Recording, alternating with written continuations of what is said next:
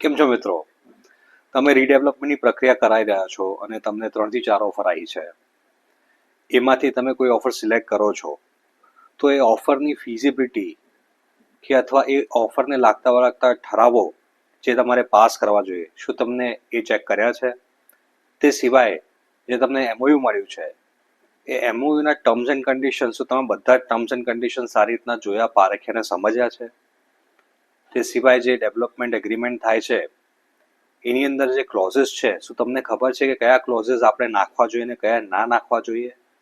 આ બધી જ પ્રોસેસની અંદર તમારે એ જાણવું અગત્યનું છે કે જો તમારી સાઈડથી કોઈ નોલેજેબલ રિપ્રેઝેન્ટેટિવ નહીં હોય તો ક્યાંક ને ક્યાંક તમારે આગળ જઈને પ્રોબ્લેમ થઈ શકે એમ હોઈ શકે.